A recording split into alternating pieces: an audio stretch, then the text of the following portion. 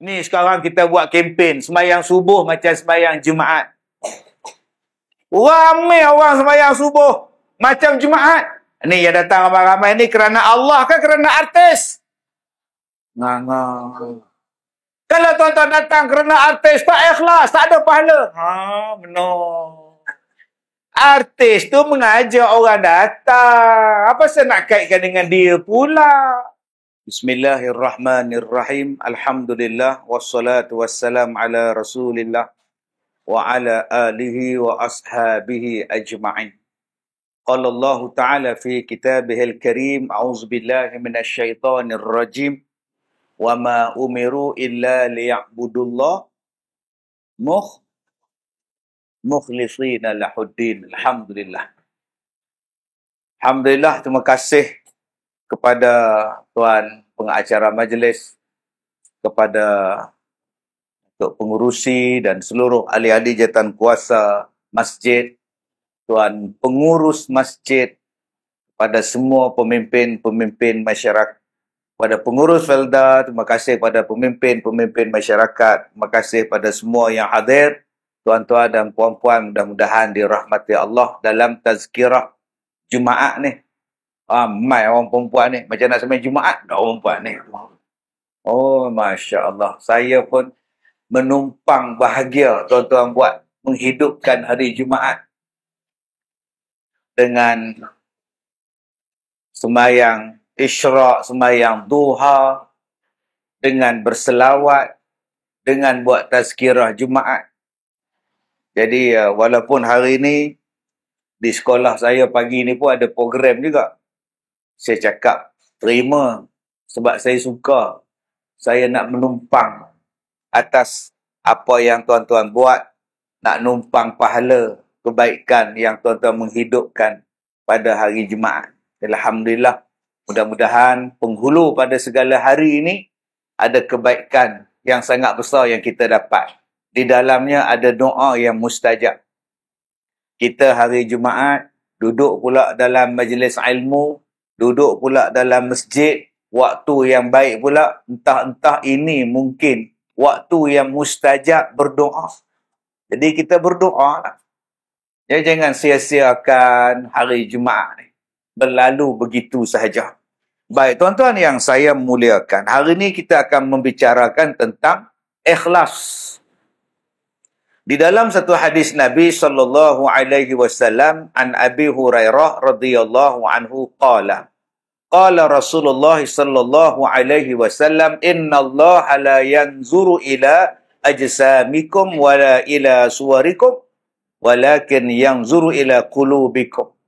Hadis riwayat Imam Muslim daripada Abi Hurairah radhiyallahu anhu. Nabi sallallahu alaihi wasallam bersabda, innallaha, sesungguhnya Allah, la yanzuru, tidak melihat, ila ajsamikum, tidak melihat kepada bentuk tubuh kamu, wala ila suwarikum, dan dia tidak melihat kepada rupa paras kita.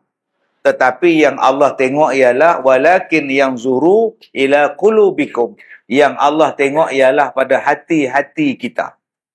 Baik. Dalam hadis ini ada dua benda yang Nabi sebut yang selalu kita duk jaga. Selalu duk jaga. Apa dia? Ajsamikum. Tubuh badan. Jaga badan.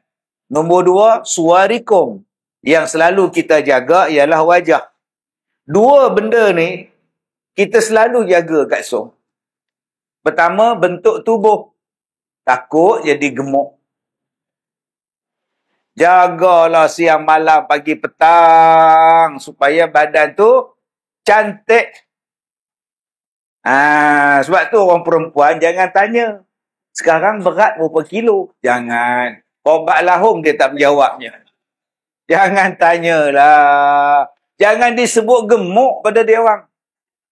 Walaupun gemuk, sebut je, ya Allah, slim badan awak. Padahal badan, ya Allah, sihatnya makcik ni. Sebab dia tak suka. Dia suka mencantikkan badan. Sebab tu macam-macam benda yang orang buat supaya badan tu jadi cantik. Ada yang seduk lemak. Sampai mati dia seduk. Ada yang pakai geda. Oi. Ada yang pakai bengkung. Beli kat sajak lah. La ilaha. Tak bernafas lah pergi kenuri tu. Tak bernafas. Diikatnya perut tu. Ya Allah. Ada yang tak makan. Supaya badan tu kekal slim. Masya Allah. Ada yang susah hati bila rambut dia beruban. Ya Allah. Ada yang susah hati ni bila datang penyakit pada dia tak seronok. Sebab apa? Sebab dia nak menjaga penampilan. Kerana kata dia penampilan itu akan ditengok orang. Yang kedua, benda yang manusia suka jaga ialah muka. Maka macam-macam krim dipakai. Macam-macam whitening dipakai. Ada yang naik krim, dia hanya pakai waktu malam saja. Ada yang pakai siang dan malam. Ada yang panggil sunscreen, ada yang dipanggil sunblock. Oi, ada yang panggil moisturizer. Oi, semuanya ada. Orang kita dulu-dulu bedak sejuk je. Orang kita sekarang, ya Allah, putih gebu muka, tangan gelap. La ilaha illallah. Hai, susah hati kita, tuan-tuan. Maka Allah, Nabi sebut pada kita. Allah tak tengok pada benda-benda tu. Allah tak tengok bentuk kamu, Allah tak tengok rupa kamu. Yang kamu duk jaga lebih-lebih ni pasal? Yang duk tengok lebih-lebih tu pasal yang kena jaga ialah satu benda, qulub. Hati. Hati tu yang tak dijaga. Sayang tuan-tuan, jaga badan, jaga wajah, tapi hati tak jaga. Hati penuh dengan kebusukan. Hati penuh dengan tidak ikhlas. Hati penuh dengan penyakit. Hati penuh dengan cemburu. Hati penuh dengan dendam. Sedangkan hati itulah yang Allah Ta'ala tengok. Selain satu lagi yang Allah Ta'ala tengok, wa a'malikum, amalan-amalan kamu. Tuan-tuan yang saya muliakan. Jadi pada hari ini kita sentuh yang pertama, jom kita bersihkan hati. Bila hati kita bersih, kita jadi ikhlas. Baik. Yang pertama Ustaz, bagaimana cara nak membersihkan hati? Cuba tuan-tuan tengok anak-anak kita ni. Pelajar-pelajar sekolah. Apa yang kita tengok dengan dia orang? Apa perasaan kita bila tengok anak-anak kita? Ada orang yang duduk di belakang. Kak Leha tu duduk di belakang. Dia tengok satu budak tu. Cuba kamu tengok cucu Jisum tu. Ya Allah. Sakit mata tengoknya. Nampak? Dia bukan dengan ceramah. Dia tengok orang. Nampak tuan-tuan? Cuba kamu tengok lelaki Sinap tu. Tidur dengan ceramah. Apa? Dia suka tengok orang, tuan. Cuba kamu tengok Ustaz Kazim tu. Dalam TV putih. Tengok betul-betul gelap ya, kata dia. Nampak tuan.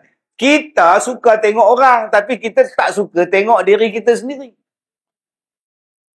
Bila kita tengok anak-anak ni, kita dapat satu benda. Seronok jadi anak-anak, dosa tak ada. Belum cukup umur kan ni. Siapa sini yang dah cukup umur? Ahmad Syam, dah cukup belum? Cukup umur tu apa? Kompom tak tahu. Syazril, dah cukup umur belum? Belum lagi.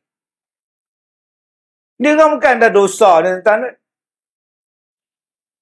Kita bila tengok dia orang, ya Allah, seronoknya jadi budak-budak, dosa tak ada. Habis tu Ustaz, kalau saya tengok orang yang lebih berusia dari saya, seronoknya jadi tuan haji tu. Umur dah 70 lebih, banyaknya pahala. Hari ni hari Jumaat, dah berapa puluh kali dah dia jumpa Jumaat. Haji tu umurnya dah 70 lebih. Tiap-tiap Jumaat dia solat. Dah berapa puluh tahun dia solat Jumaat. Besarnya pahala dia. Begitulah orang yang hati dia baik. Okey? Dia tengok orang batuk, dia tengok COVID. Astagfirullahaladzim. Asal batuk je COVID ni parah ni tuan-tuan. Ni parah ni. Tenang, tenang, tenang. Menong gitu tuan-tuan. COVID ni batuk ni sejak zaman Nabi Adam dah batuk. Datang zaman sekarang, tak suka pula dengan batuk. Sejak zaman dulu dah ada batuk dah. La ilaha illallah. Pelik-pelik tuan-tuan. Sesama ni sejak bila? Sejak dulu. Sebelum kita beranak dah ada dah sesama. Yang kita nak marah orang sesama tu buat apa? Penyakit ustaz. Tak ada yang berjangkit lah. Sial tengok adik-adik kita nampak tu lah. Pakailah face mask ni. Tak menapah tu. Tuan-tuan. Tak menapah. Letih tuan. Paru-paru pam dengan kuat nanti kan. Pasal nak paksa supaya oksigen masuk. Allah bagi pada kita udara yang sihat, bernafas lah tuan. Hang pekuk lah macam mana, pokok kiri dia boleh masuk, pokok kanan dia boleh masuk, pokok bawah dia boleh masuk. Kena hidung kembang pula, lagi pokok batas dia boleh masuk tuan. Allahu Akbar. Tuan-tuan yang saya muliakan. Nombor satu yang saya nak ajak pada tuan-tuan ialah orang lain semua baik. Aku je tak baik. Tengok Tok Imam, ya Allah, besar pahala imam. Ya Allah, besar pahala dia dapat. Dialah yang membimbing dapat 27 kali ganda. Alhamdulillah, seronoknya jadi imam. Tambah isteri di belakang pula. Suami aku dia tu. Nampak? Ni parah ni tuan-tuan. Bukan benci pada imam. Bukan benci pada dia. Ya Allah. Dah tak ingat ayat tu, rukuk je lah. Nampak tuan-tuan marah. Biasalah manusia tu lupa. Imam pula pun hormat, sayang pada makmum. Bila semua memandang baik kepada di antara satu sama lain, kan bagus. Itu hatinya bagus. Engkau tak dijemput ke kenduri dia nak? Tak ada. Aku dapat. Kenapa engkau tak dapat? Dia terlupa kot. Simple jawapan dia. Mungkin dia terlupa. Dah. Jangan bila orang tanya, engkau tak dapat ke jemputan kenduri rumah dia? Tak ada. Aku dapat. Dia tu memanglah. Dia kan suka dengan aku pun. Busuk hati perut. Tak apa. Ada ubi, ada batas. Ada hari aku balas. Anak aku menikah besok. Taubat lahum aku tak panggil. Puas hati. Balik-balik ke rumah. Anak kasih mak. Kak Leha bagi kad kahwin. Sudah. Macam mana ni? Tadi aku dah mengumpat dia. Ada kita minta maaf pada Kak Leha? Tak ada. Sampai sekarang. Pergi kenduri rumah dia. 2 pinggan kita balun. Ngak. Macam mana hati ni tak bersih? Kenapa kita pandang buruk pada orang? Mungkin dia terlupa. Mungkin kad kahwin tu dia dah kasih. Tapi anak belum bagi pada kita. Mungkin dia pesan pada orang. Orang tadi terlupa. Sebab tu tuan-tuan, jom kita bersihkan hati. Sesama kita ni, bersihkan hati tuan-tuan. Yang jadi masalah pada kita ialah, ustaz yang bercakap tu pun tak bersih hati. Tu, korang panggil dia ceramah tu, dia tu ada ijazah ke tu? Dia tu ada doktor ke tu? Saya ni doktor tau. Nampak. Dan ni pun parah juga ni. Ni parah ni. Parah ni. Tenang. The right man on the right job. The right man on the right place, kata orang putih. Kamu tu siapa? Kamu tu doktor. Kamu mengajar di mana? Di university. Jadi kamu mengajarlah di university untuk melahirkan orang yang mengajar orang. Kamu siapa? Saya ustaz. Lulusan apa? Lulusan pondok. Ada doktor? Tidak ada. Kamu mengajar di mana? Saya mengajar di masjid-masjid. Mengajarlah untuk orang masjid. Bukan semua orang mampu masuk universiti. Ni Kak Song, Kak Leha ni. Ada tak masuk universiti? Tak dah. Tua-tua tak mau dah ustaz. Darah tinggi banyak ustaz. Nak kena buat tesis lah. Kena buat apa semua. Ustaz masuk hospital ustaz. Maka kita pun mengajar orang mengikut tahapan. Hormatlah pada setiap orang. Awak adalah doktor, tempat awak universiti. Awak punya high class, pendidikan tinggi, high level education. Macam saya ni pula rendah punya, low level education. Maka low class macam saya ni, anak-anak kita lah. Maka saya tak boleh mengajar dia orang ni macam universiti. Tahu lah ni adik-adik kita ni, jangan duk ajar macam state universiti pula. Kalau kita melihat kepada metodologi pendidikan, ya, kita melihat bahawa keadaan persekitaran sekarang ini, mana puak-puak ni faham tuan-tuan, umur pukul 10 tahun, metodologi tu apa?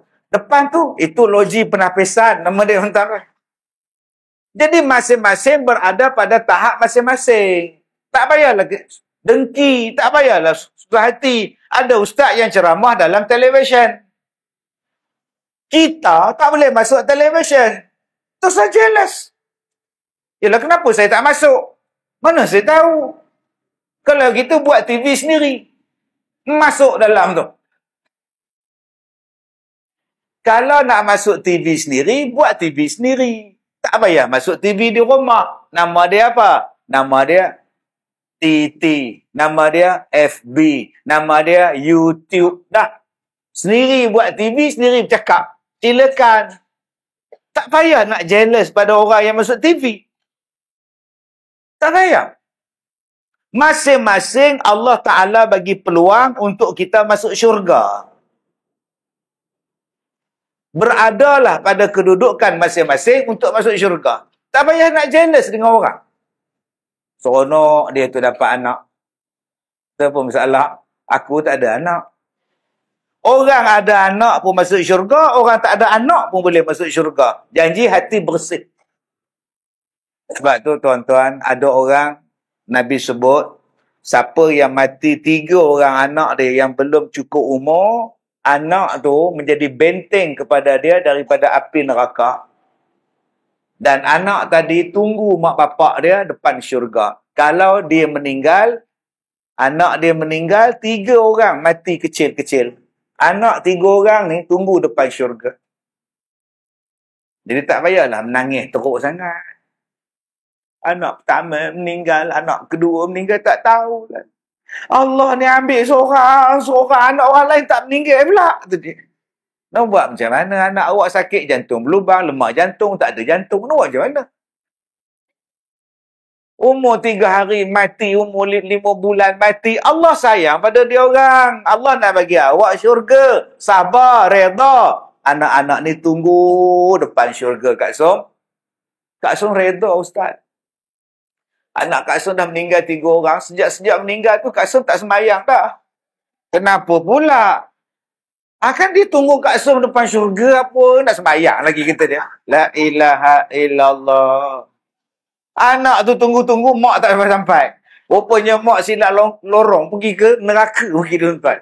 Tak sembahyang punya pasal. Dengan sebab itu, sembahyanglah. Awak mudah masuk syurga. No, dah ada dah pertaruhan. Dah ada dah pertaruhan. Simpanlah. Anak tunggu depan syurga. Ustaz, anak saya 2 orang mati kecil, Ustaz. Tadi Ustaz sebut 3. Anak saya 2 orang mati kecil. 2 orang pun tunggu depan syurga. Alhamdulillah. Ustaz, anak saya seorang mati kecil, Ustaz. Cekik biji durian. Ya. Umur 6 tahun tercekik, Ustaz. Oh. Walaupun seorang, kamu sabar, kamu reda, anak tadi tunggu depan syurga. Bagaimana pula yang tak mati anak? Ustaz, anak saya sekarang tak mati-mati, Ustaz. Sudah. Siapa nunggu saya pula ni? Saya pula Ustaz langsung tak ada anak. Kahwin tak ada anak. Saya macam mana nak dapat anak Ustaz? Kahwin pun tidak. Siapa nak menunggu saya? Jadi akak-akak yang tak ada anak mati kecil. Jangan duk tengok pula anak tu tidur. Anak tu tidur. Kalau aku pekup dengan bantal ni, syurga aku ni. Eloklah kak. Dia kata kalau aku pekup dengan bantal, budak ni masuk syurga. Dengan aku pun syurga. Ini ajaran sesat mana pula awak ni? Baik, siapa yang bertanya? Ya Rasulullah, macam saya tak ada anak. Macam saya yang tak ada anak ni, siapa yang nak tunggu saya ya Rasulullah? Nampak? Kadang-kadang soalan yang kita tanya, dia boleh bagi jawapan pada orang yang segan nak tanya. Kadang-kadang soalan yang kita tanya, memberikan jawapan yang kadang-kadang tak terfikir pada kita. Yang 3 orang, tunggu. 2 orang mati, tunggu. Seorang mati, tunggu. Macam mana yang tak ada anak kahwin? Macam mana yang tak kahwin, langsung tak ada anak? Siapa yang nak menunggu? Soalan dia, siapakah yang menunggu? Siapa yang bertanya soalan tu, Ustaz? Yang bertanya soalan itu kepada Rasulullah ialah isteri Rasulullah. Nama dia Siti Aisyah. Sebab itu Nabi Muhammad memanggil Siti Aisyah dengan gelaran Ya Muwaffaqah. Wahai perempuan yang cerdik. Jadi abang-abang lepas ni panggil isteri Ya Muwaffaqah. Isteri dia Rasulullah panggil Muwaffaqah. Perempuan yang bijak. Kita panggil isteri kita bodoh. Ini masalah ni. Oi, nasi mana bodoh? Bodoh dia panggil Ustaz. Isteri pun hantarlah nasi. Mak, bila mak tukar nama? Kita anak dia. Janganlah panggil bodoh kat Abang Din. Oi, panggil Ya Muwaffaqah. Yelah dah bodoh betul. Apa hal pula? Ustaz bayangkan saya puasa. Okey. Lapar. Pukul 7 lebih saya dah standby nak makan. Tunggu azan je Ustaz. Lauk semua dah siap. Air semua dah siap. Nasi dia tak bawa. Bila saya tanya mana nasi som, lupa nak tekan. Tak ke saya panggil dia bodoh Ustaz? Astaghfirullahalazim. Selama berapa tahun abang kahwin? Saya dah kahwin 30 tahun. Berapa kali masak nasi dia tak tekan? Baru sekali. Abang yang bodoh. 30 tahun masak nasi elok. Hari ni terlupa. Awak kata dia bodoh. Terlupa bukan bodoh. Masya Allah. Nabi tak panggil isteri dia bodoh. Nabi panggil Ya Muwaffaqah. Wahai perempuan yang bijak. Dengan sebab awak bertanya, orang lain dapat jawapan. Nabi kata, siapa yang tak ada anak, siapa yang anak tak mati-mati sampai besar, yang akan menunggu mereka depan syurga ialah aku, Nabi Muhammad yang tunggu. Jadi akak-akak susah hati apa? Anak tak ada, Nabi tunggu. Kak Leha tak payah kecil hati kalau orang kata, kau mandul ni.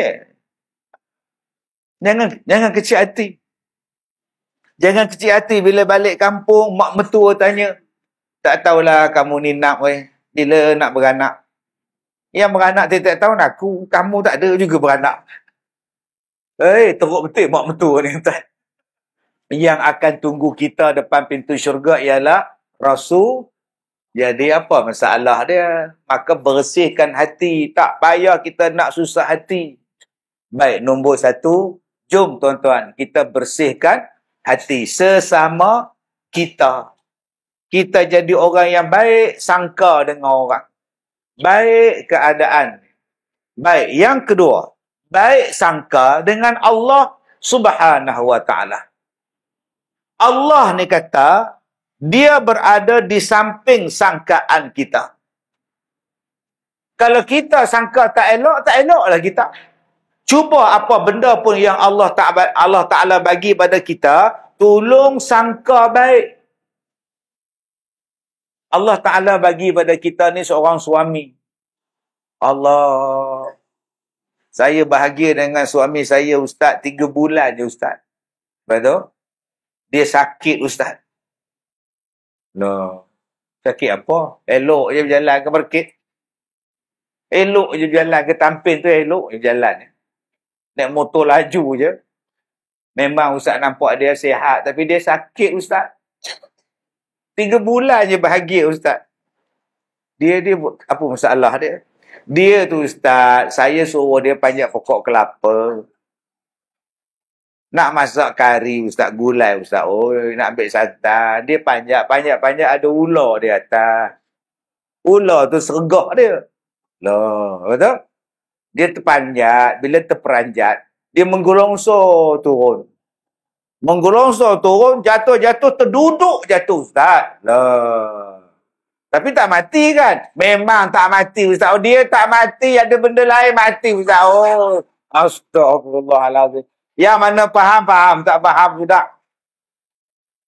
La ilaha illallah. Allah Ta'ala uji kat Som. Lah. Tak ada berubat ke? Tak ada, Ustaz. Oh, sekarang ni udah macam Ustaz punya sejadah lapik meja Ustaz tu lah. Asyik angkat jatuh. Ha, sudah Ustaz. La ilaha illallah. Allah Ta'ala uji. Nak buat macam mana? Walaupun Allah Ta'ala uji macam itu, kak macam mana?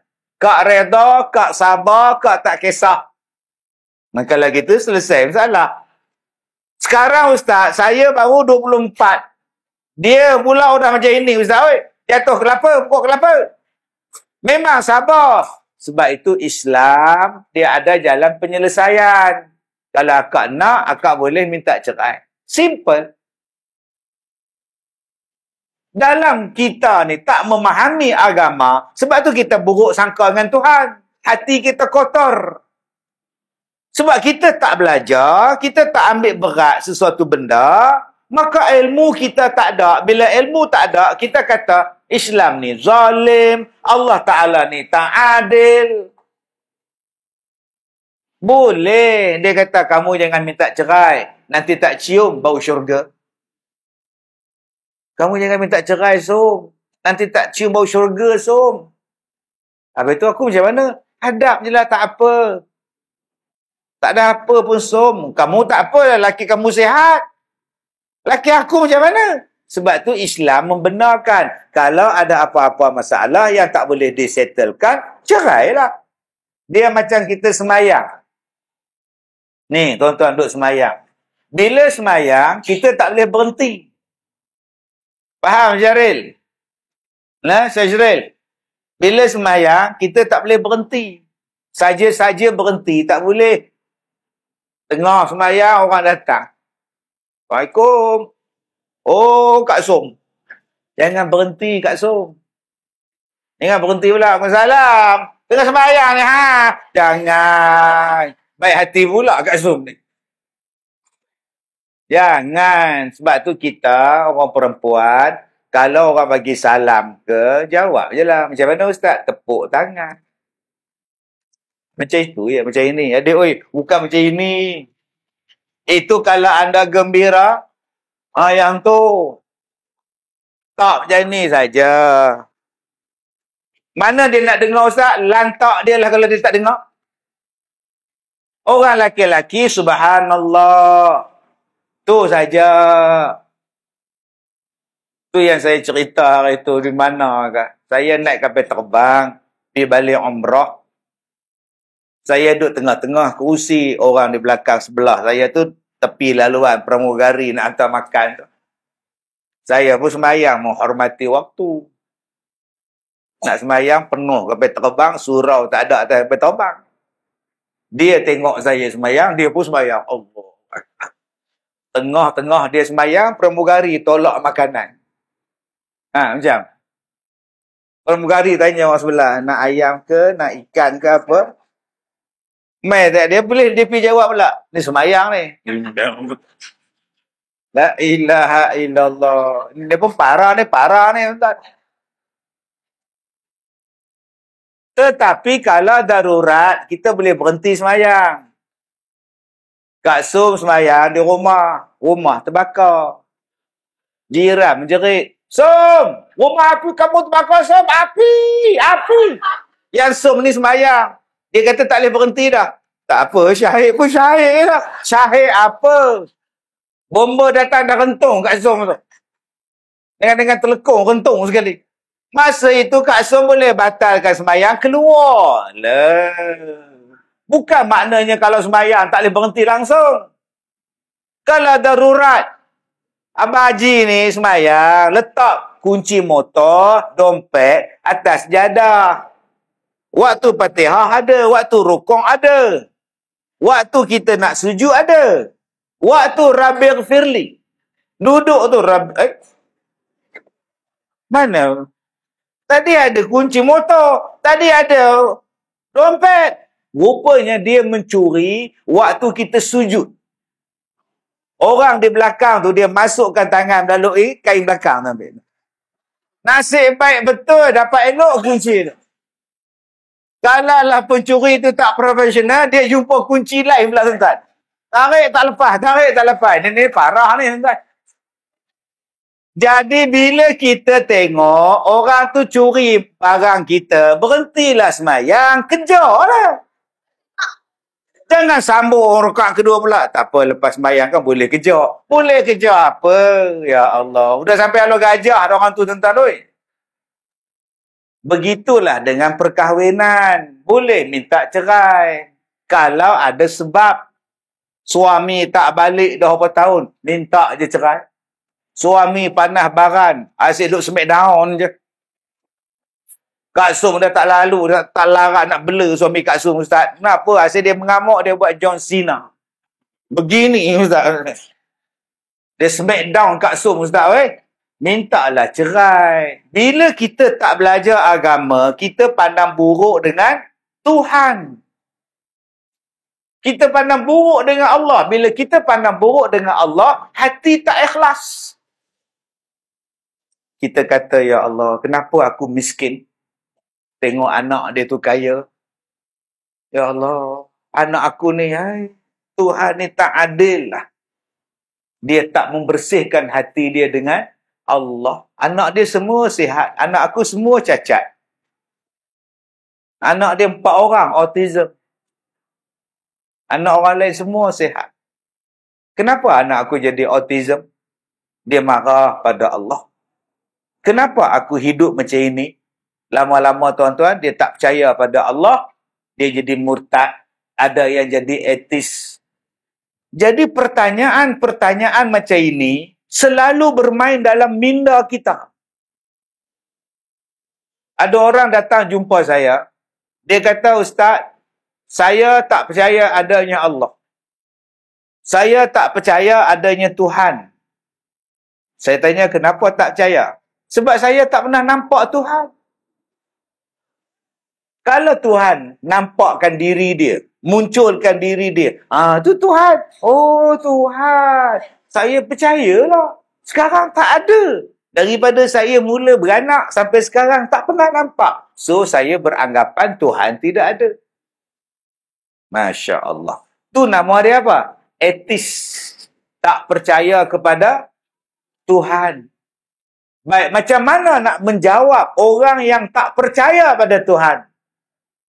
Maka ulama-ulama mengarang. Nama dia apa? Nama dia sifat 20. Wujud. Nak jawab Allah tu ada tak ada? Belajar wujud. Belajar sifat mustahil. Apa yang wajib pada Allah? Dalil Allah tu ada wajib. Sebab tu ulama-ulama dia tulis wujud. Nak menjawab persoalan orang yang kata Allah tak ada. Ustaz, ya. Saya ni tak ada anak. Kahwin tak ada anak. Apa susah sangat Tuhan nak bagi saya anak seorang? Jiran saya tu, Ustaz. 8 anak dia. Tak kahwin pun. Oh. Saya yang kahwin, tak ada anak dia yang tak kahwin. Tak tahu beranak tadi. Maka ulama-ulama menulis sifat 20. Nama dia kudrah. Nama dia iradah. Itulah sebab disusun kitab pelajaran tauhid sifat 20. Nak menjawab apa persoalan yang ada pada kita. Tapi hari ini orang kata belajar sifat 20 tu sesat. Adakah Allah 20 sifat, kata dia? La ilaha illallah. Pergi belajar balik sifat 20. Dalam pelajaran sifat 20, dia kata apa?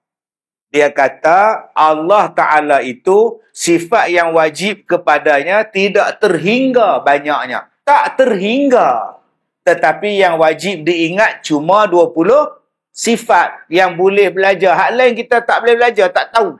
Yang ni kita susun. Kenapa kita susun 20 sifat? Sebab yang tu yang Allah sebut dalam Quran. Kenapa yang kita susun 20 sifat? Sebab 20 sifat ini orang suka petikai. Orang suka petikai. Dia kata, Ustaz, sebelum adanya manusia, Allah dah ada. Allah menciptakan manusia. Ya. Soalan saya, siapa pula yang menciptakan Allah? Lah. Itu nama dia qidam. Maka diterangkan kepada kita. Diterangkan kepada kita. Ustaz, kenapa tak nampak Allah? Kalau Allah tu ada, mesti nampak. Maka ulama-ulama terang, mukhalafatuhu ta'ala lil hawa. Allah Ta'ala tak sama dengan kita. Kalau kamu nampak Allah duduk di situ, itu bukan Allah, itu orang. Orang boleh kita nampak, orang boleh kita pegang, orang boleh kita tunjuk.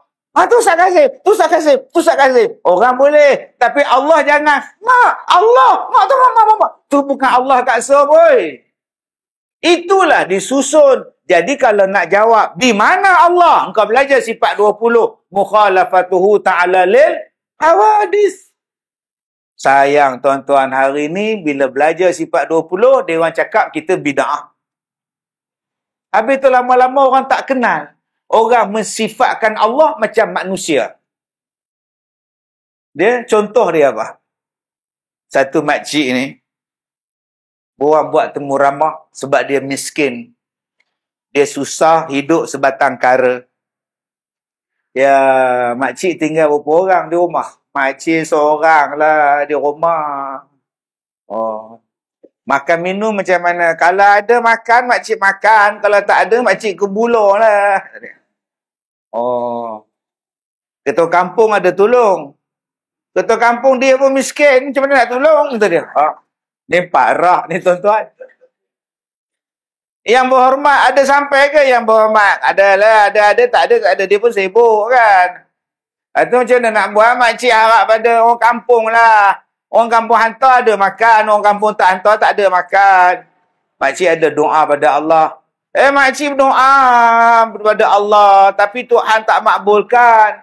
Yelah, yang minta pada Allah tu ramai kan. Mana dia nak bagi semua kan. Nampak? Astaghfirullahalazim. Nampak tak dia kata apa? Yang minta pada Allah tu ramai. Mana dia nak bagi semua. Tak larat nak dia bagi semua pun. Makcik ingat Allah ni jabatan kebajikan ke makcik? Habis peruntukan tahun depan makcik. Allah tu maha kaya. Habis tu kalau Allah maha kaya Ustaz, kenapa Allah tak bagi? Sebab dia maha bijak. Allah hakim. Dia maha bijak. Ada sebab Allah tak bagi. Kalau Allah bagi, kau lupa pada dia. Sekarang biar kau jadi macam ni. Supaya senang urusan kau di hari kiamat. Supaya kau tak lupa pada Allah. Kalau makcik kaya, pagi ni makcik tak datang. Kalaulah makcik kaya raya sekarang, pagi ni agak-agak buat apa? Main golf. Agak-agak pagi-pagi macam ni buat apa? Datang sembahyang jemaat duduk menong, lepas subuh menong. Yang dapat tiang tak apa. Boleh nyanda. Ni tak ada tiang ni. Kak Leha tu 4 kali lunyur tu. Kejap ke depan, kejap sila, kejap depan, kejap sila. Ya Allah. Oh, Ustaz tak apalah duduk atas kerusi. Ni Kak Som tak apalah duduk atas kerusi ni di bawah ni. Dah lah sakit gaut, pinggang pula. Ya Allah. Oh. Tapi tetap datang. Sebab miskin. Tak ada apa nak buat di rumah. Kalaulah kaya, sekarang pergi London. Shopping. Kita ni habis-habis kuat shopping kita Vietnam. Pergi Bentan. Habis-habis kita shopping ni lah. Pergilah ke Indonesia, ke Bandung, Surabaya. Orang sana tuan-tuan, orang kaya-kaya tak ada masa lah ke Bentan tuan-tuan. Oi, beg tangan dia pun juta. Jam ni juta. Jam dia orang pakai ni juta. Yang kita ni 200,500. Meh dah 200,500 Ustaz. Kaya. Sebab tu Allah sayang pada kita. Tengok, dengan sebab kaya ni kita datang sini. Jumpa dengan kawan. Dengan sebab miskin. Tak ada sibuk mana. Kalau orang kaya ni nak berniaga di sana, nak mesyuarat di sini, orang tu nak jumpa. Jadi Allah sayang pada kita. Allah bagi sesuai dengan kita. Yang orang kaya tu pula Allah bagi dekat dia kaya. Sesuai dengan kaya dia. Daripada harta tu dia boleh sedekah, dia buat tahfiz, dia buat masjid, sesuai dengan dia. Allah Ta'ala bagi. Jadi pada kedudukan masing-masing untuk masuk syurga. Tak payah kita dengki pada orang kaya, tak payah kita benci pada orang miskin. Dua-duanya boleh masuk syurga. Allah takdirkan kita ni tak kaya. Alhamdulillah. Dengan sebab aku dia tak kaya, aku tak sibuk sangat. Hari Jumaat, aku datang ke masjid. Aku vacuum kapet. Dengan sebab aku tak ada anak, tak ada cucu. Aku boleh datang masjid hari Jumaat. Aku bersihkan tandas. Aku panjat tangga, cuci kipas. Alhamdulillah lah Ustaz. Kami berdua tak ada anak. Cucu pun tak ada. Tu cakap kat suami, abang, oi, hari Jumaat kita datanglah masjid. Kita bersihkan masjid. Alhamdulillah lah. Itulah kami boleh buat. Hari Sabtu kami pergi kubur pula Ustaz. Buat apa pula? Misi rumput. Oh, bagusnya. Nampak tak Allah Ta'ala bagi tu? Alhamdulillah lah Ustaz kan. Macam kami hari Jumaat tak ada kerja apa. Pukul 8 kami datang masjid. Kami vacuum kapet, ambil telekur, buat balik ke rumah basuh. Datang balik hantar hari Ahad. Kadang-kadang tak hantar kami jual kat pasar Ustaz. Nah, elok lah. Cari duit lebih Ustaz. Astaghfirullahaladzim. Masing-masing berada pada kedudukan masing-masing. Gunakanlah kelebihan tu. Okay, saya bila tengok akak kita duduk lunjur tu, saya asyik baik ada pelajar-pelajar kita. Saya yang paling susah hati kalau saya mengajar orang perempuan, dia duduk depan. Sampai ke depan sini duduk. Itu saya susah hati. Belah sini laki, belah sini perempuan. Saya susah hati. Sebab kadang-kadang dia orang lenguh kan. Bila dia orang lenguh, dia orang lunjur kaki ke depan. Bila nak bersila balik, dia angkat kain dia tu bahagian atas je tu. Patutnya angkat dua-dua. Dia angkat atas saja. Bila angkat atas, astagfirullahaladzim. Tak tengok macam bazir pula. La ilaha. Jadi akak-akak yang duduk depan tu, kalau nak ubah-ubah kaki tu, pastikan buat betul-betul ya. Anda mampu mengubah dia. Baik. Sebab itu, bila kita pandang baik dengan Allah, dia datanglah ikhlas. Sebab tu nama dia Islam. Kak Som, kalau orang tanya Kak Som, apa makna Islam? Kak Som jawab apa? Islam dia agama lah. Iyalah, apa makna dia? Tak tahulah, dia agama lah. Iyalah, apa maknanya? Mana ke tahu? Agama lah, bodoh punya soalan. Astaghfirullahaladzim. Islam tu maknanya sejahtera. Kalau kamu ikut dia, kamu selamat. Islam itu maknanya apa? Kita serahkan diri kepada Allah. Bila masuk Islam, kita ikut ya Allah. Islam itu ialah yang menyelamatkan. Islam itu ialah sejahtera. Siapa yang ikut Islam, sejahtera. Baik, itu daripada segi makna. Orang yang bodoh macam saya ni, apa makna Islam? Islam maknanya, bila kita masuk Islam, kita rela untuk diperintah dan kita rela untuk dilarang. Siapa yang perintah? Allah. Siapa yang larang? Okey. Awak rela tak awak diperintah? Ya. Awak rela tak hukum ni tak boleh buat? Ya, saya rela. Itulah Islam.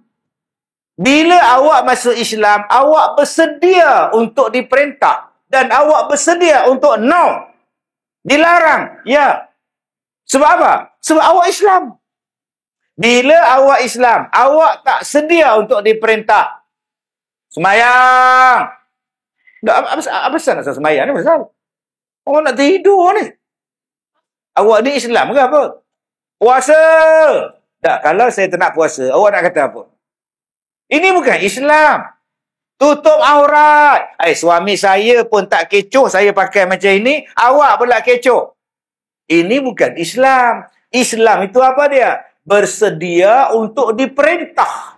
Bersedia untuk menerima perintah. Dan bertaat, sedia bila dikata tak boleh, haram. Okey, saya setuju. Ini tidak. Jangan makan, haram. Tak, aku pun heran tau. Apa salah babi tu? Yang tak boleh makan babi tu apa salah? Salahnya ialah Allah tak bagi. Dan kalau Allah tak bagi, kenapa dia ciptakan babi? Babi ni kat leha, dia kena sebut dalam. Baru bunyi moral lazah. Kenapa tak boleh makan babi? Macam tu. Kalau babi tak apa nampak moral lazah macam tu. Babi dia tak mau babi gitu. Allah menciptakan babi. Kemudian Allah kata jangan makan babi. Kalau tak boleh makan, buat apa diciptakan? Awak Islam tak? Awak Islam tak? Ya. Kalau Islam awak taat. Allah kata tak boleh makan babi, tak boleh makan. Settle. Itulah ikhlas. Ni duk petikai. Tak ada. Dia tak tahu babi itu sedap. La ilaha illallah. Kak Leha pernah jumpa tak orang Melayu kita makan babi? Saya jumpa. Anak dara. Tak kahwin lagi kat anak. Tak kahwin. Kerja dengan swasta, pejabat swasta. Tengah-tengah hari pukul 1, ramai-ramai turun gedek-gedek pergi makan tengah hari. Dia ikut, mula-mula ikut kawan-kawan dia. Makan kedai non-Muslim, non-halal, non-Muslim. Dia minum teh ais je, tak apalah kata dia. Dia makan saja benda-benda biskut ke apa benda. Kemudian dia tengok kawan dia makan nasi. Lauk apa ni? Babi masak merah. Wah. Mula-mula tak boleh. Oh, saya tak dibenarkan makan. Saya orang Muslim. Mamnuk. Tak boleh makan. Kawan kata, cuba. You tak try. You tak tahu. You cuba. Cuba. Mula-mula cuba. Telan juga. Besok sedap. Sudah. Sampai tahap dia beli babi, simpan dalam peti ais. Agak-agak cuti masak, makan. Jadi dia dah ketagih. Datang jumpa saya, minta penawar supaya hilangkan tabiat nak makan babi. La ilaha illallah. Hai. Susah ni tuan-tuan. Macam-macam perangai manusia ni. Punya banyak binatang halal. Babi juga engkau kejar. Ada satu perempuan, dia mengandung. Dia mengidam. Bila mengidam, datang suami dia, bawa dia jumpa saya. Dia kata, Ustaz, jampi sekejap isteri saya. Dia mengidam. Mengidam apa? Nak makan babi. Lah. Bukan saya yang nak makan, Ustaz. Anak dalam perut. Masa bila anak tu bercakap, Mama, babi. Mana ada, Ustaz? Ada ke budak dalam perut tu cakap, Mama, laksa. Mama, cendol satu. Oi, Mama, cendol. Ya Allah, nak cendol kejap Kepala otak kau. Masa bila budak tu minta cendol lah. Aduh, siakap tiga rasa lah. Saya mengidam. Budak ni nak makan, Ustaz. Awak tu yang nak makan. Nama je nafsu. Kontrol lah. Nak makan cendol, makanlah halal. Siakap 6 rasa pun kau belasah lah leha, oi. Ini babi. Jangan ikut khutuwati syaitan. Dia kata kalau tak makan babi pun tak apa, Ustaz. Lalu depan kedai yang jual babi pun cukup dah. Dia tengok tu pun, betul. Astaghfirullahalazim. Tuan-tuan, apa yang Allah perintah, ada kebaikan. Ada yang manfaat pada kita. Ada yang Allah larang pun manfaat pada kita. Jadi tolonglah pandang baik kepada Allah. Alhamdulillah. Alhamdulillah. Macam kita ni orang laki-laki, semua benda haram kita tolak. Bagus. Ni orang laki-laki dalam masjid. Allah. Sebut babi. Hei! Celaka engkau, babi engkau bagi. Oh, marah. Sebab apa? haram. Nampak tak? Oh, kita terima tu. Ni rasuah, Mat. Kau. Kau nak bagi aku masuk neraka, kau bagi aku rasuah. Balik. Oh, marah betul dia. Tak makan dia rasuah. Sebab apa? Haram. Sekarang mula rejak tau. Tak lama lagi Ramadan. Kalau kau nak bagi rasuah pada aku, jaga kau. Kalau kau tak hormat dengan aku, tak apa. Tapi tolong hormat Ramadan. Ramadan pun kau nak bagi rasuah. Kalau nak bagi pun, lepas raya lah. Astaghfirullahaladzim. Jahat betul ni tuan-tuan ni. Jenis apa tau. Okay, kita tak minum arak, kita terima judi tu haram, bertenung nasib tu haram. Ni, adik-adik, jangan duk percaya pula urat itu, urat ini. Sekarang duk keluar dalam titi. Tanda-tanda orang kaya. Urat atas, urat ini bertembung pula dengan urat ini. Dia akan jadi kaya selepas 55. Lah. Oh, aku ada lah urat ni. Sekarang 54. Selepas aku kaya lah. Ada ke macam itu? Kamu akan kaya selepas 55. Naik ke atas, bertembung buat pangkah di situ. Selepas 55, kamu akan kaya. Aku dah 70, tak kaya-kaya pun. Yang duk percaya ni buat apa? Dia tengok pula tangan janda pula. Tapi tengok tangan janda. Kalau urat ini dengan urat ini bertemu, tandanya Cikgu Murni nak kahwin dengan orang kaya. Sudah. Percaya pula Cikgu Murni tu. La ilaha illallah. Dah. Benda tak payah. Ada yang suka tengok pada tai lalat.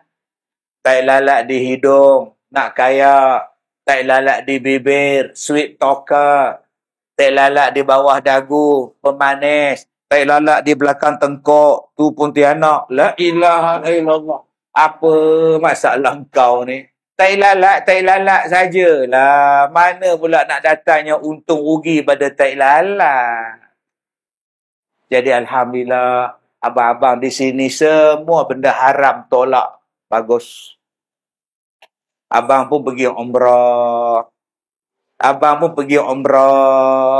Habis buat umrah, kawan kata, Ji, nak tidur. Hutan perca boleh tidur. Jomlah, lepak bawah. Haji pun bangun, pakai baju pagoda, ada poket tengah. Baju warna putih tu kan. Seluar jeruk warna putih, sependa merah, turun bawah tu. Saya pun heran tengok orang kita, tuan-tuan. Dia pakai seluar jeruk, duduk kaki lima kedai makan aiskrim.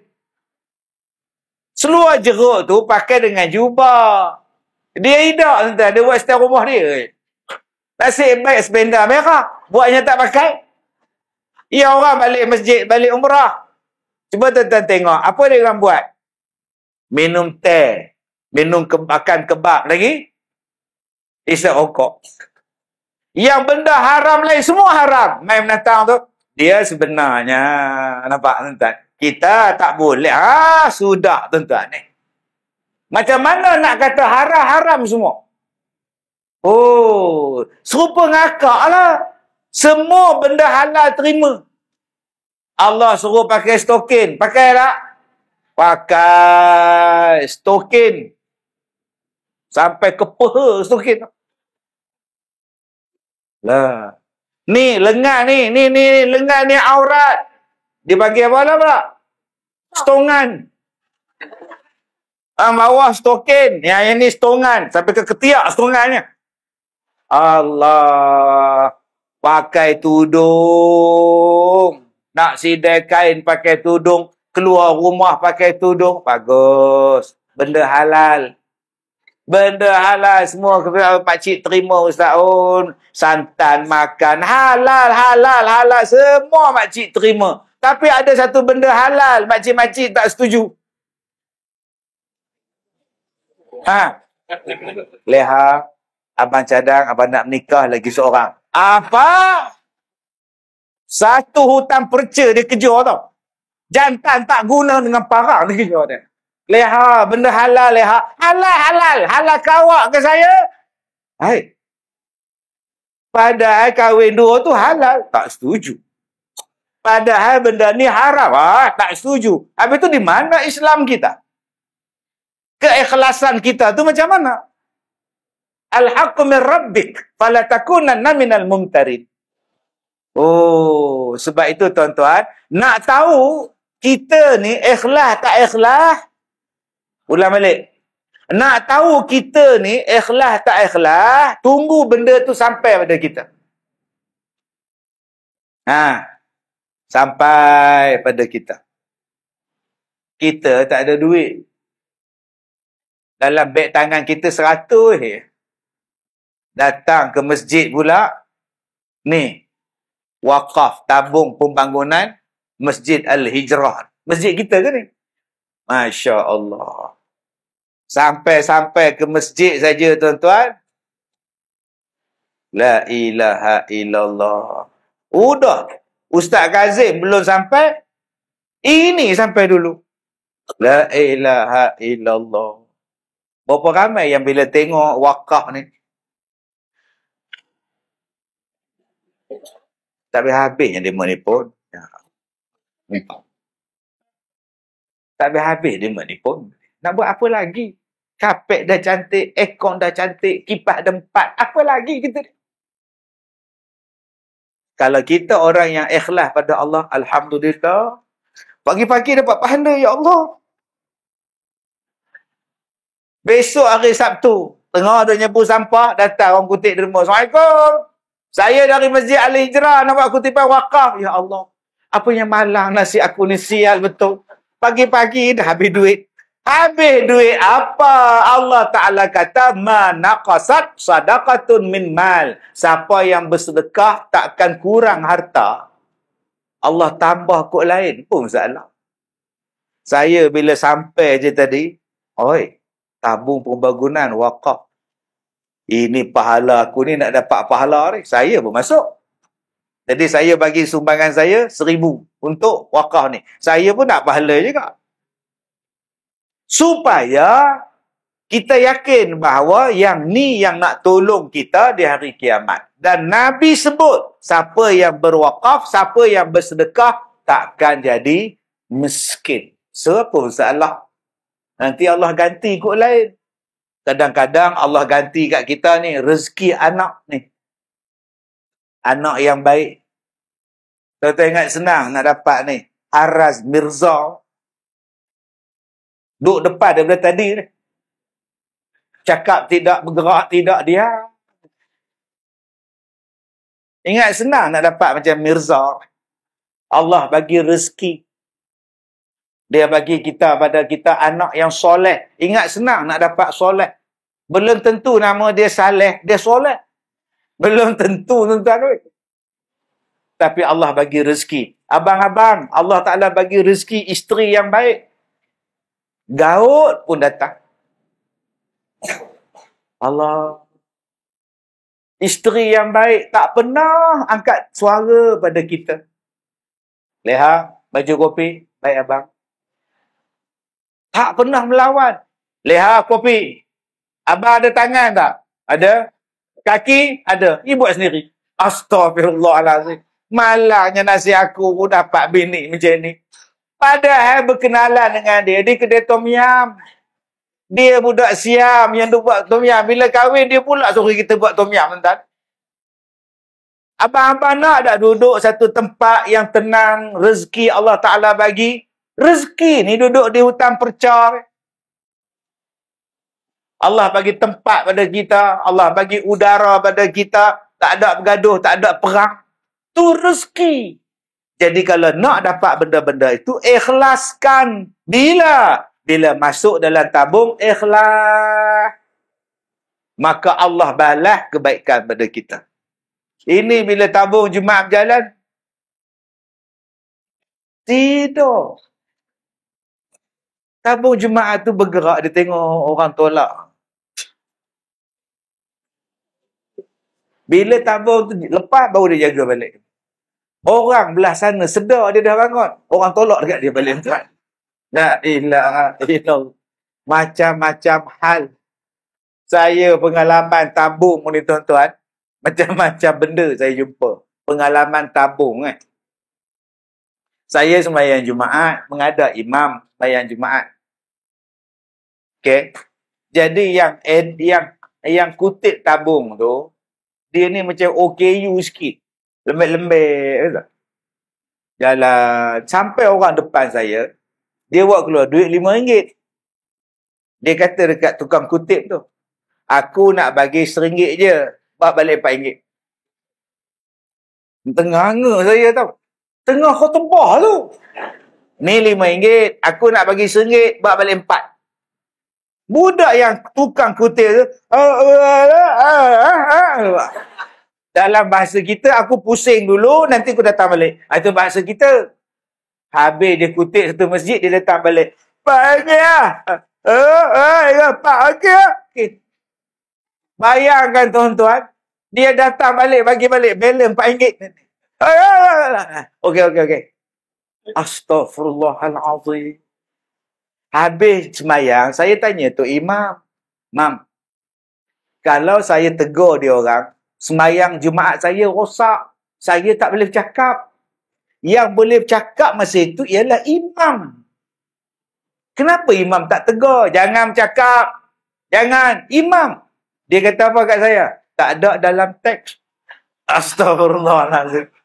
Tak ada dalam teks, dia kata. Jangan bercakap, jangan bercakap. Tak ada, dia kata. Dia baca, Astaghfirullahalazim. Tu nama dia membaca khutbah, bukan berkhutbah. Kita berkhutbah, bukan membaca. Saya baca tak khutbah? Baca. Tapi kalau apa yang dia tulis tu tak clear, saya bagi clear, bagi orang faham. Hari ini Palestin dihentam oleh Israel. Perjuangan rakyat Palestin hari ini diuji lagi. Sebelum saya baca khutbah ni, saya terang dah tuan-tuan. Sebutan yang betul Palestin tu apa? Nganga orang dengar khutbah. Sebutan yang betulnya ialah Palestin. Baris di bawah, Palestin. Mai datang jadi Palestin. Mai pada kita, Palestin. Sebutan dia asalnya Palestin. Kemudian jadi Palestin. Israel ini datang daripada mana? Nampak? Kemudian saya baca lagi. Terang lagi. Itu dah dia berkhutbah. Tengah-tengah khutbah, budak-budak ni bercakap. Adik. Ini khutbah tengah berjalan ni. Tak boleh bercakap. Jangan bercakap ya. Diam budak-budak. Nampak tu dia nampak. Bukan kata Jumaat nanti. Sekarang dah diam. Sebab dia menegur. Berapa banyak orang yang semayang, dia tak tegur saya. Kalau dia baca khutbah, ada jemaah tidur. Saya tegur. Haji Hussein. Tak bangun. Saya suruh kawan sebelah dia, tolong kejutkan Haji Hussein. Dengan tidur waktu khutbah. Okay? Haji Hussein ni minggu depan antara dua je. Tak tidur atau tak datang terus. Senang je tuan-tuan. Maka bila kita ada budaya macam itu tuan-tuan, orang mula buat peringatan. Nak datang masjid, dia mula bawa duit. Sekarang banyak yang datang masjid tak bawa duit. Bawa. Saya bawa duit hari ni tuan-tuan. Kalau sembahyang Jumaat, cuma hari ni saya tak bawa sebab semalam sembahyang tak sempat. Habis forum perdana saya semalam, terus saya datang sini. Selalu saya bawa duit tebal tu. Apa saya buat? Saya bagi dekat anak-anak yang sembahyang Jumaat. Saya kumpulkan mereka duduk di sebelah belakang. Adik-adik, anak-anak. Kak dapat duit. Tak banyak pun, RM5 seorang dapat. Nak duit lagi tak? Nak. Tengok. Padahal saya tak bagi pun. Okey, kalau siapa nak, jangan bercakap waktu khutbah. Boleh? Boleh. Ada pula kepala dia, Haraz Mirza. Kepala dia, Mirza. Kamu tengok siapa yang bercakap, bagi nama kat ustaz. Minggu depan ustaz tak bagi dah duit kat dia. Nampak? Daripada saya bagi 20 orang, minggu lepas meningkat 170 orang. Minggu lepas, PA saya bagi tahu Ustaz, 170 orang dapat Ustaz. Okey, nak lagi tak duit minggu depan? Nak. Tengok-tengok 170 tu orang. Minggu ni saya tak datang. Saya datang sini tuan-tuan. Mesti. Mana Ustaz kasih tuan-tuan? Menipu punya Ustaz nampak ni. Oi, 170 kali RM5, tuan-tuan. Ada berapa ratus ya? Tak apa. Tapi minggu ni saya tak ada. Minggu ni saya ambil tempat tuan-tuan. Minggu depan pula tuan-tuan. Mereka begini. Berbaris dah. Tak payah. Tunggulah. Semua duk 3 sal tu duk tunggu di belakang. Tak bercakap, tak berlari, tak bermain, tak tolak menolak. Jadi tuan-tuan, ustaz tu macam tak ikhlas je budak-budak. Memang. Tapi pelan-pelan. Yang pentingnya dia orang datang dulu. Macam orang masuk Islam. Ni kau masuk Islam ni nak kahwin ke sebab nak masuk Islam? Nak kahwin kan? Tak boleh, kau kena ikhlas. Masuklah dulu. Ini masuk sehari dah tanya, dah sunat belum? Dah potong belum? Sabar kat leha, buat tenang. Ni sekarang kita buat kempen, sembahyang subuh macam sembahyang Jumaat. Ramai orang sembahyang subuh macam Jumaat. Ni yang datang ramai-ramai ni kerana Allah kan kerana artis? Nganga. Kalau tuan-tuan datang kerana artis, tak ikhlas, tak ada pahala. Benar. Artis tu mengajak orang datang. Apa saya nak kaitkan dengan dia pula? Patutnya kita bersyukur. Ada orang yang menggerakkan sembahyang subuh macam sembahyang Jumaat. Ada masjid, tuan-tuan, 2:30 pagi. Jam jalan. Orang nak datang sembahyang subuh. 2:30 pagi. Ada yang tidur dalam masjid, ada yang qiyam dalam masjid, ada yang baca Quran. Masjid pun bagus. Dia orang sediakan tempat habis-habis sembahyang subuh, disembelihnya kambing, sarapan pagi, kambing perap. Ya Allah, 3,000 orang sembahyang subuh, bayangkan. Masjid kita buat apa? Kita menghidupkan Jumaat ni, pagi ni kita hidupkan. Alhamdulillah. Lepas ni kita buat juga. Subuh macam Jumaat. Anak-anak kita datang Sabtu Ahad. Cuti. Lepas habis sembahyang subuh, apa buat? Sarapan. Lepas sarapan apa buat? Jogging. Satu taman jogging. Bawa anak-anak ni. Tu imam depan sekali. Dengan jubah. Begini berjalan. Lama-lama yang tak datang pun datang. Jadi dengarlah tanya ikhlas tak ikhlas. Kita bentuk, kita didik lah. Yang penting dia orang datang dulu. Ni datang. Tidak kempen. Tidak. Kemudian kita bercakap tentang ikhlas. Saya sembahyang di rumah lagi ikhlas. Ya. Nabi kata apa? Nabi kata, Man sallas subha fahuwa fi zimmatillah. Siapa-siapa yang sembahyang subuh, Allah jaga dia. Siapa yang sembahyang subuh berjemaah ni, duduk di masjid ni, Allah jaga orang tu. Jadi kalau tuan-tuan nak supaya Allah jaga kita, jaga keluarga kita, jom sembahyang subuh berjemaah. Baik, yang terakhir tuan-tuan, saya dah ceramah 1 jam 45 minit dah. 1 jam 15 minit. Masya Allah. 1 jam 15 minit. Kak Sum terasa lah Kak Sum. Memang kan Kak Sum cakap. Yang terasa saya. Baik, yang terakhir saya nak ajak pada tuan-tuan. Kenapa kita kena ikhlas? Sebab ikhlas adalah 2 syarat untuk diterima amalan. 1 syarat ikhlas, 1 syarat muttaba'ah. Tadi kita sembahyang subuh. Allah terima tak terima, dia tengok ikhlas ke tidak. Kalau kita ikhlas, Allah terima. Saya datang ceramah daripada Ipoh. Jauh tuan-tuan, sampai malam tadi jam 3. Jam 3 pagi sampai. Malam sat lagi di Selandar pula. Kemudian besok pagi Pukul 8 pagi, saya kena ada di Ipoh. Ada 17 bas yang datang melawat sekolah saya besok. Masya Allah. Habis, malam besok saya ada di Merbuk Kedah. Masjid Bushra. Habis masjid, balik Ipoh balik. Hari Ahad, 18 bas lagi melawat saya. Allah. Jadi kalaulah saya tak ikhlas, letih. Letih saja.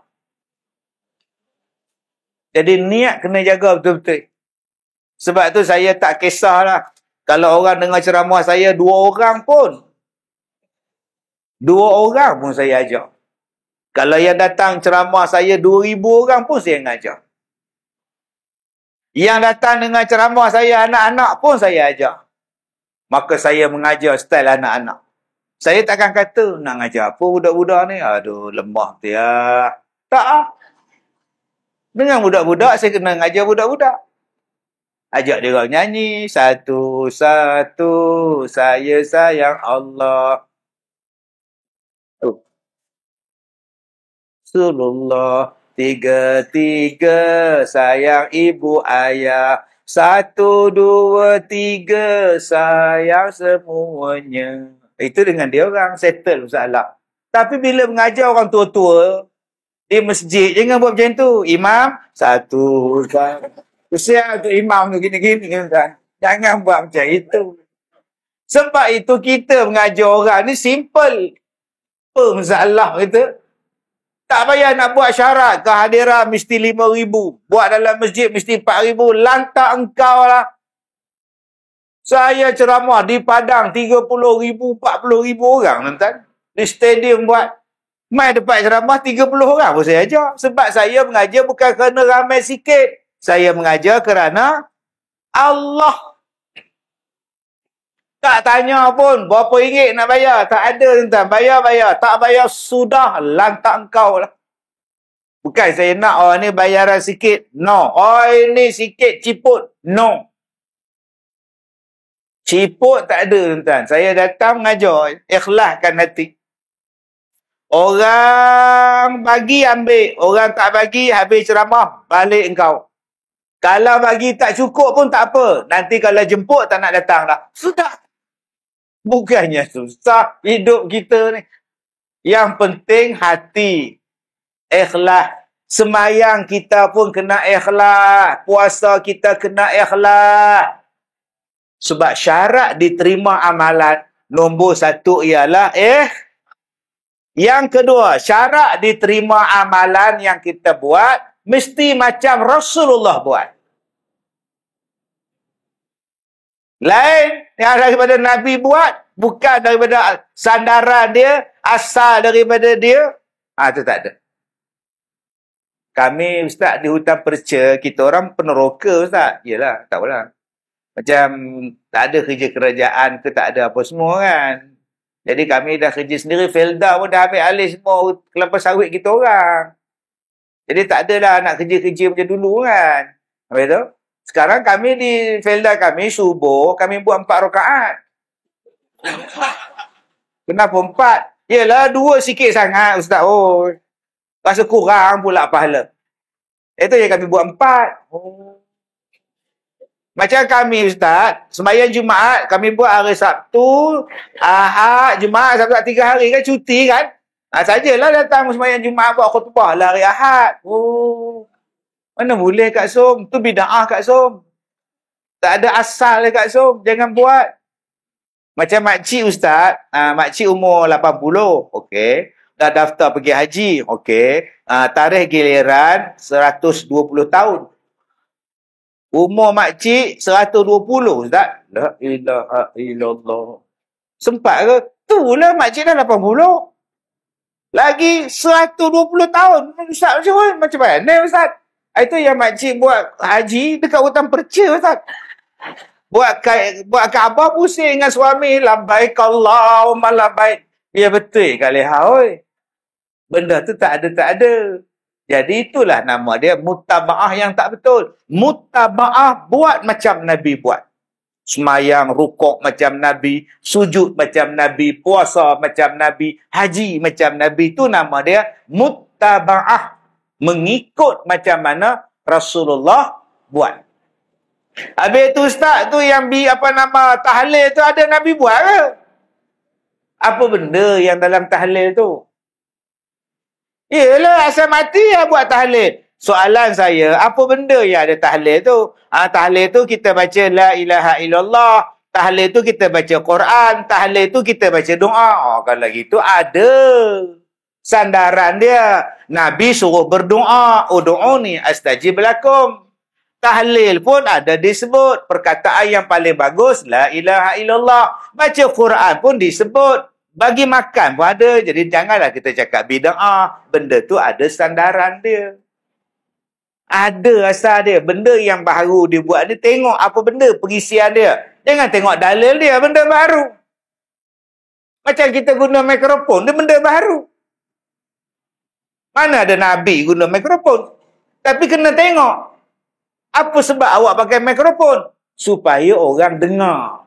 Apa sebab awak pakai mikrofon? Supaya lagi panggil orang datang. Allahu Akbar. Oh, tujuannya bagus. Silakan. Jangan tanya pula, apa dalil ceramah pakai mikrofon? Apa dalil semayang pakai mikrofon? Memang tak ada dalil. Sebab dia benda baru. Bukan semua benda baru bid'ah. Dia kena tengok apa yang kau buat. Ini yang jadi masalah ni, bila kita balon semua benda baru bid'ah. Lama-lama pening. Dia beli unta seekor. Nak mana pakcik? Nak ke Mekah? Naik unta. Nabi pergi naik unta. Pakcik tak naik berterbang. Bid'ah. Silakan pakcik, silakan. Sampai tamping patah balik unta. Tak jadi pergi pakcik. Unta patah kaki zat tu dia. La ilaha illallah. Jadi kena belajar. Benda baru itu apa isinya? Apa awak buat? Kami sembahyang subuh. Kenapa sembahyang subuh 9 pagi? Sebab pukul 6 pagi sibuk ustaz. Jadi kami dah ubah bincang dengan pengurusi masjid. Datuk pun dah setuju kan? AJK pun angkat tangan setuju. Itu yang kita azam pukul 9. Itu tidak ada dasarnya. Nabi tak pernah ubah pun subuh macam itu. Jadi tuan-tuan belajar betul-betul supaya kita tak timbul. Sikit-sikit bid'ah, sikit-sikit bid'ah. Lama-lama apa pun tak boleh buat. Jadi tuan-tuan, insya-Allah kita ikhlaskan hati kita. Kerana ikhlas itulah menentukan amalan diterima ataupun tidak. Yang kedua, buat betul-betul macam Rasulullah buat. Kerana itulah amalan kita diterima, insya-Allah. Saya sampai di hotel pagi tadi dekat Tampin tu. Pukul 3 pagi. Okey. Bila saya sampai, 5 ekor anjing sambut saya. Kong. Saya duduk dalam kereta tu, saya duduk dengar ada bunyi anjing. Baik, bisiknya anjing ni. Saya duduk tunggu PA saya pergi ambil kunci. Tak boleh ambil pula, mesin dia rosak. Sekarang nak ambil kunci hotel pun pakai mesin, orang tak ada.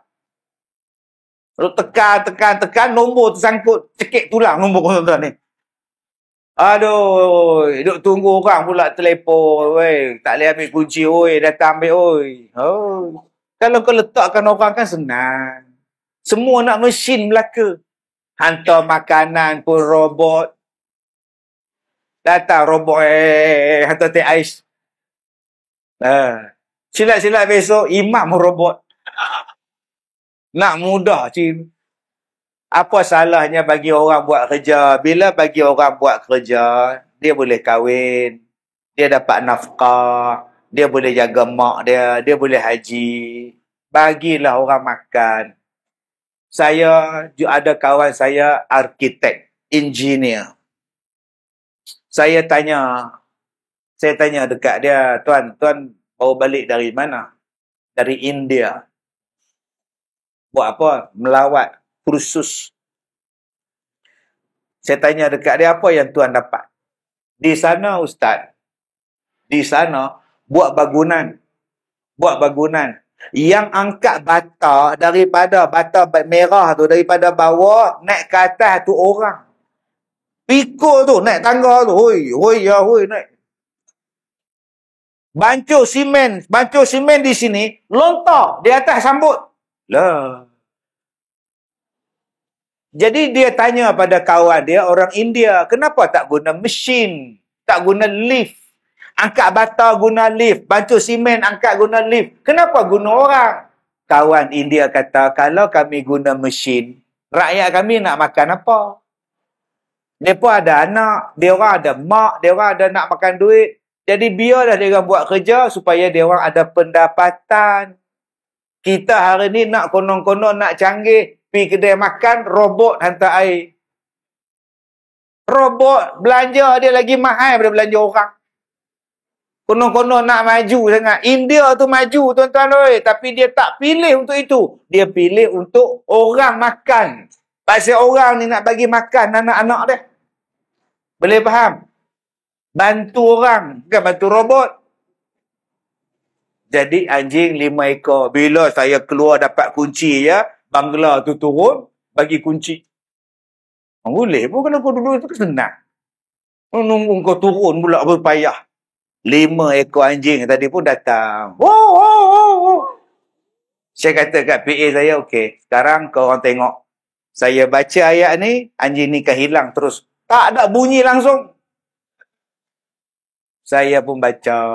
Lepas baca, dia tengok saya, lari 5 ekor. Sampai ke subuh, tak bunyi dah. Tak apa dia nampak kat saya, tak tahu tuan-tuan. Jadi, saya nak ajar pada tuan-tuan, satu ayat yang bila tuan-tuan jumpa benda yang macam itu, baca ayat ni. Boleh adik-adik? Boleh. Kalau jumpa suami yang panas baran kat leha, baca kat suami. Lepas baca, diam sekarang. No. Kalau jumpa orang panas baran, orang ajak tumbuk, orang ajak bergaduh, budak-budak kita ni, anak-anak kita ni degil je, letak je tapak tangan ni atas ubun-ubun dia. Boleh? Baik, ikut saya baca. Ustaz letak tak tapak tangan Ustaz pada ubun-ubun anjing tu? Kepala hutang kau. Tak ada masalah. Tak ada pasal saya kena samak tangan saya pula, tuan. Baik, kita baca. Bismillahirrahmanirrahim. Minha khalaqnakum wa fiha nu'idukum wa minha nukhrijukum taratan ukhra. Lagi sekali. Minha khalaqnakum wa fiha nu'idukum wa minha nukhrijukum taratan ukhra. Baik, insya-Allah. Boleh amal lah? Surah Toha ayat 55. Toha 55. Terima kasih pada pengurusi masjid, terima kasih pada pengurus rancangan, terima kasih pada pihak penganjur, terima kasih pada sahabat saya awam kuat beliau sini. Tak maaf jika terkasar bahasa. Wabillahi taufiq wal hidayah. Assalamualaikum warahmatullahi wabarakatuh.